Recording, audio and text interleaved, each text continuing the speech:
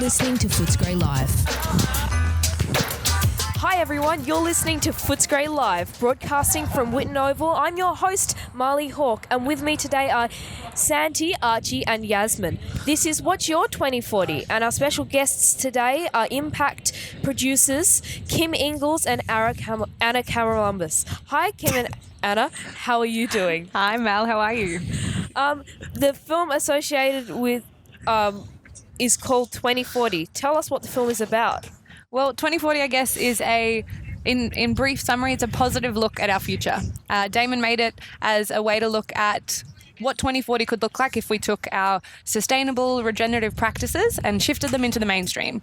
I guess that's pretty brief summary about what the film is. So Damon wanted to show his daughter, Velvet, who at the time was 4 years old, what a better future could look like. Not to just accept the dominant kind of stories in the mainstream narrative around the doom and gloom and look at what a positive vision of 2040 could look like. So he went all around the world to find the people who were working on the solutions to all of our problems. It was super exciting because I guess he wrote it he interviewed about 100 children, I think, and asked them what they wanted the future to look like. And then kind of went out and explored and, like Kim said, found all these solutions that already exist. And then if we just accelerate them and shift them into the mainstream, that 2040 could be a beautiful, exciting future. So can you tell us about what's your 2040 initiative? Yeah. Definitely. So Anna and I work on the campaign, the 2040 Impact Campaign, which is called the Regeneration Movement. So mobilizing people around regenerative solutions to creating a better world and to addressing climate change. So the 2040 initiative is essentially, and if we look at the film as an entry point into a whole ecosystem of solutions and ways for people to get involved, to advocate for, to learn about and get involved with solutions to climate change. So as part of that initiative, you can jump onto our website, whatsyour2040.com. It's a bit of a solutions hub where you can go to take action. So just to let you know a couple of the things that we've done within that as pathways to action, and to really, I suppose, realize the solutions in the film and bring them into the world and help scale them and support them, we created a tool called the Action Plan tool. So there's a button that you can click and you can go through a series of questions around what solutions to climate change really excite you, what are some of your special, unique skills and interests, how much time you might have. I think it's really exciting as well because it kind of takes that fear away of like, I can't do anything, where the action plan asks you specific questions to you and it serves up 6 or 7 actions that you can do right now that will help you work towards the future that you want, which is super exciting and makes it really accessible for everybody to have a collective goal and work towards that future that we want together. Exactly. It sounds really great. Yeah, it's really exciting. Yeah. Archie here.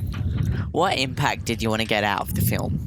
What impact did we want? I think ultimately it's to look at the future with positivity. Obviously, like we didn't make the film, we work in the campaign, but I think being so heavily involved in the after the film, the impact, it's all about shifting a mindset and shifting the idea that our future is going to be negative. We don't have any future. It's going to be all doom and gloom. We're not going to be able to breathe when we walk outside. But in actual fact, there's a lot of people doing a lot of awesome things. And if you just switch your mindset, like I've been involved with the What's Your 2040 campaign for about 6 months now.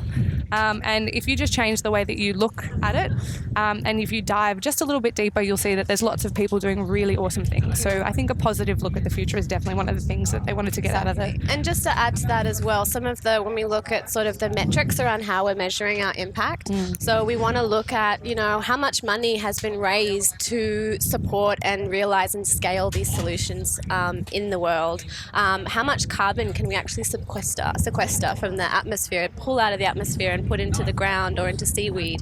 And so to give you a little bit of a sense of the impact that the film has had, since the film was released in Australia about 6 months ago. 11th of February.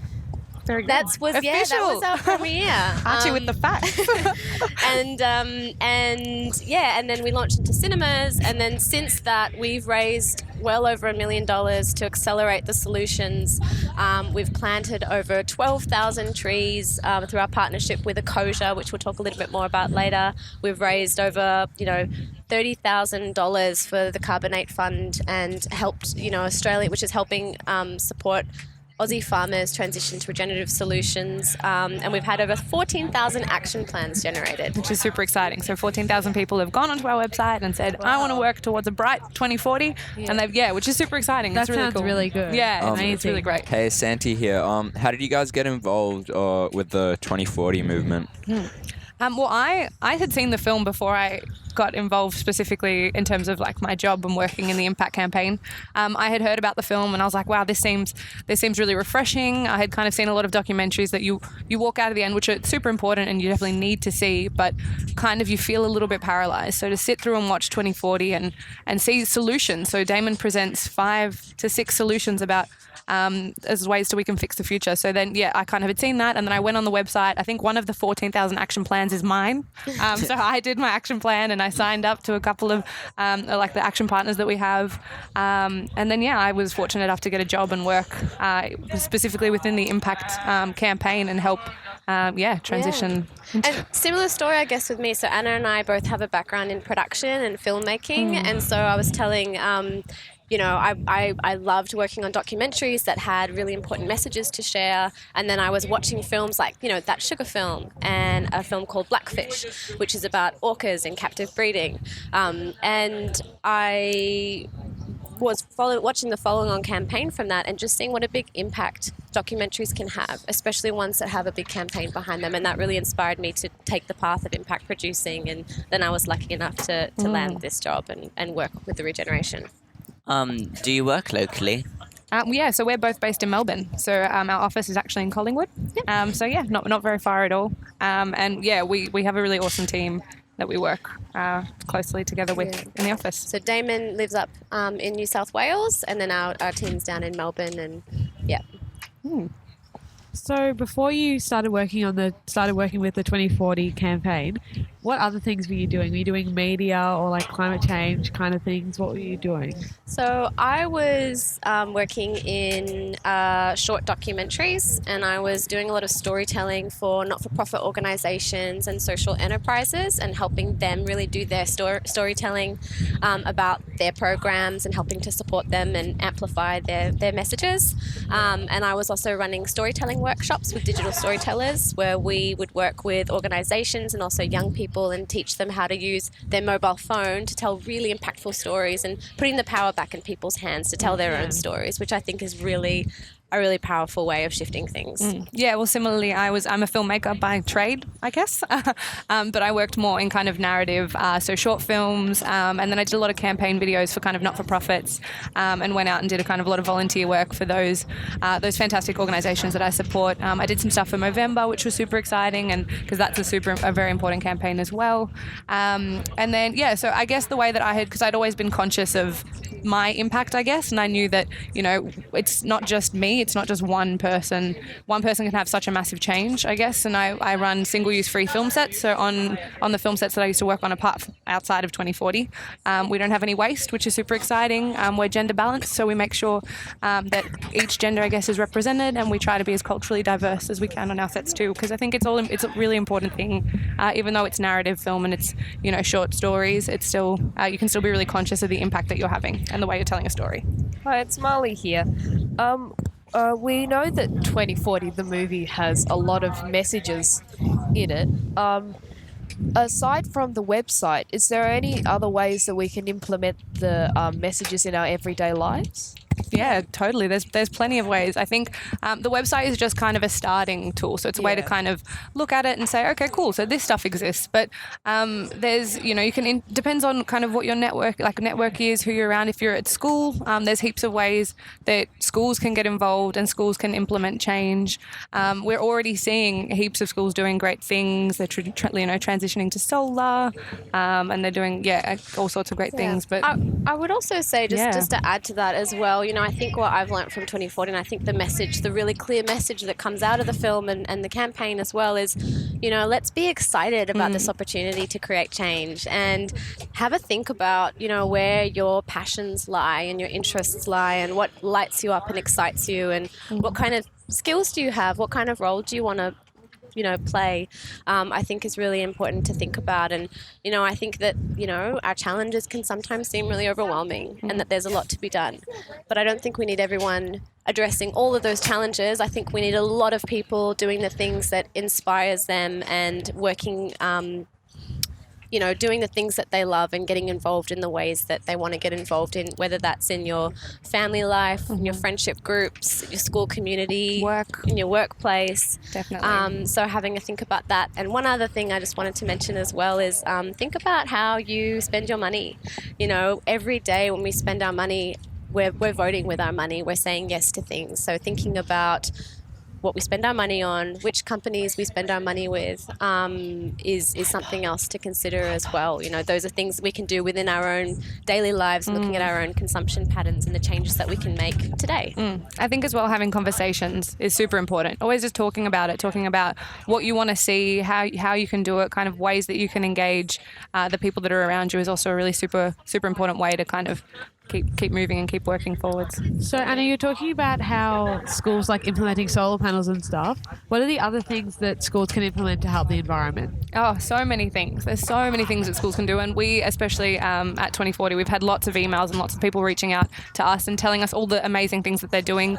There's a school, it's actually my old high school, it's Melbourne Girls College in Richmond. They removed bins. So they got rid of their general waste bins.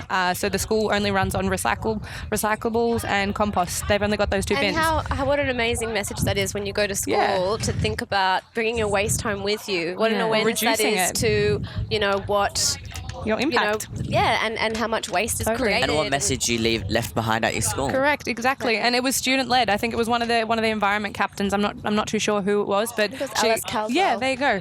She was just like, look, we don't need it. We don't need waste. We don't need general waste bins. Let's not encourage people to bring their rubbish to school and leave it here. Let's teach people that if you bring waste, you have to take it home or reduce it. So that was really awesome. There's smaller things like installing a Ecosia. So I'm not sure if you've heard of Ecosia, but it's a search engine. So it's like Google or Safari, and Ecosia uses their ad revenue to plant trees. So we've partnered with Ecosia, and like Kim was saying, I think it was 12,000 trees have been planted through Ecosia, which is awesome, just from people searching. So I use it. I think I've searched 1,500 times, which if you divide that by 45, it's one tree per 45 searches. So, That's really great. which is super exciting, and it's not hard. So if schools want to switch to Ecosia, we can set up discrete tracking links as well. So if you email me at hello@whatsyour2040 or visit our website, we can set up a link so that your school can track how many trees you're planting. Yes. Just through searching the internet. Which is, I'm sure, everybody does at school all the time. And we'll just say, sorry, it wasn't Alice, it was Lucy who ran that project. But another thing I just wanted to mention as well is that we've developed a school curriculum for 2040. It's a comprehensive package that goes across primary and secondary school. We've got 31 free lesson plans. In other ways schools can get involved is also by hosting a screening of the film 2040, which hosting a screening is a really great way of bringing people around something together and creating really meaningful conversations, which can then spark, what kind of initiatives might you want to start at your school. Totally. You can even use the screening to have fundraisers or invite your local MP. So if you kind of get more involved in kind of the people that are making the policies that will impact you, invite a local parliament member or a local council member to your screening and let them listen to things that you have to say, because you'll be surprised about how much change you can have just by conversations. And if you are interested in doing that, you can email Anna at schools@whatsyour2040.com for all of the information and head to our website as well. But Anna can also send out we've developed a toolkit for schools that has some of these tips in it around taking action. Many tips, and a screening guide for how you can host a screening, but also host a really sustainable sustainable event at your school. Yeah, hosting slam. We've had a couple of schools that have hosted waste-free school fates. So if you think about all the rubbish that comes through, like school fates, which are awesome experiences, and they're always my favourite things that we did at school. But imagine hosting a waste-free fate, the impact that'll have, and how awesome that is. But I think as well, like one of the biggest things that schools can do, or school children, or anybody, is just have conversations. If you think about the resources and the learning that you guys are getting now in comparison to even what I got, and I'm probably like 5 or 10 years behind you, but imagine what your parents had and the learning that they had and your grandparents. So if you just teach people the things that you're learning, because people are transitioning, school teachers are transitioning renewable and regenerative practices into their learning. So you're learning solar, you're learning wind, you're learning water, which isn't necessarily things that we were learning or generations before us were learning. So if you keep talking about it you bring it home, and that's the change and the impact that you can have just by doing that. It's unreal. Just for anyone who's tuning in, you're listening to Footscray Live, and this is the What's Your 2040 show. Our special guests are Impact producers Kim Ingalls and Anna Carolumbus. If the year 9s going in year 10s wanted to work by your company, what would they do, and can they? Well, the impact team, we're actually very small. There's about 3 of us that run the campaign, and then we've got a couple of people that work kind of outside of that. I would say, reach out to us and tell us what you're interested in. Where you're based, maybe. Where you're based. I think the best, way to get involved is by getting involved, within your school community. But if you're interested in getting involved further and seeing what I think is really exciting about, the solutions and what we're learning through the regeneration is that there are so many exciting opportunities for new careers, new growth industries, new areas that your generation is going to have access to that weren't available for us. New job roles. There's so many opportunities. So I think, reach out to us. Shoot us an email. Join our Facebook group, which is 2040 The Regeneration. And it's a really active, engaged, beautiful community there who are always posting positive stories. It's a really great way of connecting. If you have a question or want a tip about, how to be more sustainable at home or whatever that might be, throw it in the group and you'll get some great answers and responses. Okay. So definitely reach out and definitely join the Facebook group. There's also a bunch, if it's not specifically with the 2040 team, there's heaps of youth-led and youth-powered organisations that we work closely with or know of as well.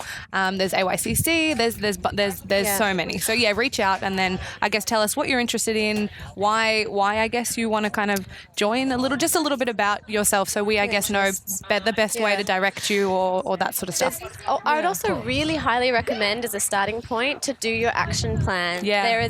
There's a little attribute there that you can tick that says if you're under 18, and so you'll get served up actions for youth and connected to organisations that you might not have considered before or have heard about. Yeah. There's the Foundations for Young Australians who have a change makers course that you can do that's really awesome. There's so many cool things to get involved with. So, and because the movie's out of cinemas, if they wanted to watch it, where would they watch it? It's available on DVD or Blu-ray, so you can go into a store, buy it online. It's also available on iTunes, Google Play, on YouTube as well. I think you can rent it. But you can also think about hosting a screening. So we have a model. So it's part of what I do at 2040 is I help community organisations, anybody, schools, individuals, businesses, schools host screenings of the film. So that's also another way that you could get involved and watch the film as a community.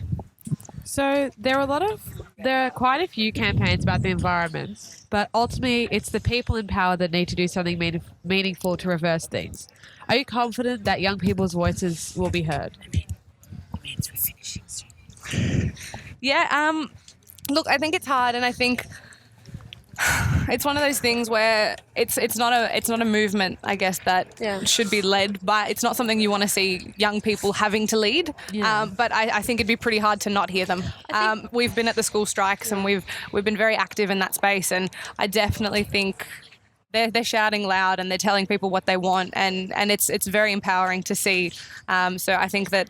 Yeah, it definitely would be very hard to miss. I think I can say without an absolute doubt that young voices are being heard. Yeah. Definitely, and people are sitting up and taking notice, and there is global media attention now. It's phenomenal. everywhere. It's phenomenal. You know, starting with Greta Thunberg catalyzing, you know, the Fridays for Future and the global youth-led movement on climate action. We're seeing millions of people around the world, including adults, mobilize and take action and protest. So I think in an ideal world, you know, if we were to have, you know, politicians who were listening to the concerns of the community and taking action on the things that we're saying we care about and we're concerned about, then, you know, school students wouldn't have to walk out and strike from school. But at the moment, we do have a crisis in leadership, and we need all sectors of society to everyone come standing together up, and totally. raise their voices. And I'm absolutely blown away with the passion and the dedication and the organisation and the inspiration that I get from the youth. So I think, you know, we can change the world with collaboration, and I think that what the young people are showing us today is that, you know, what we can achieve when we do come together, and I think it's incredibly inspiring and incredibly hopeful, and the world is definitely listening. Yeah, that brings our show to an end. Thanks for joining us, Kim and Anna. That was Thanks, Anna. Kim Thanks, Kim. Ingalls and Anna Caralumbus, who are impact producers for the documentary 2040. My name is Marley, and I'd like to thank my panel members, Santi, Archie, and Yasmin. This has been What's Your 2040 on Footscray Live. Now we're going to throw to a song from 2040, We Are Children.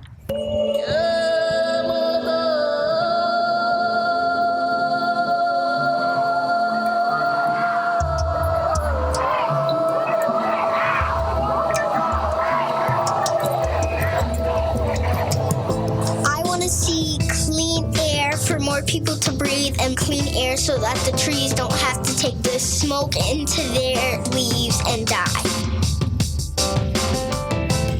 I also hope that we'll be able to solve world hunger, because a lot of people are going hungry.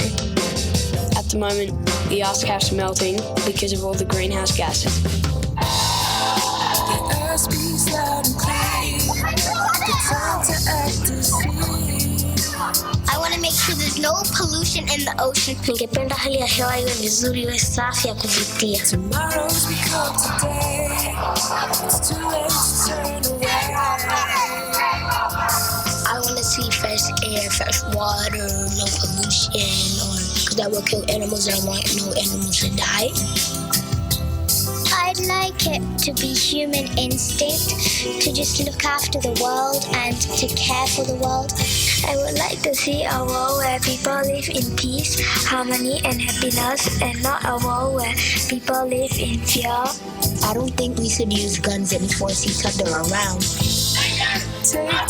I want to see the beautiful oceans. I want to be able to go swimming. I want to have the rainforests. Nikiwa mkubwa, ningependa kuona mazingira masafi kwa sababu nisipate magonjwa. We got something to say, so please don't turn away. In the future, I'd like to see more beautiful things like flowers, more trees, Cleaner water. Be respectful to Earth. Less global warming. We could stop littering and make sure our coral looks okay, because it normally looks like a rainbow in the sea. Got something to say, so please don't turn away. And also, I'd like my kids to be able to swim in fresh water. Got something to say, please don't turn away. A lot more inventions. Electric cars, teletransportation. I want something to change, and I want to be able to do everything in my power that I can to make that change happen. Jag önskar att det blir fred på jorden i framtiden.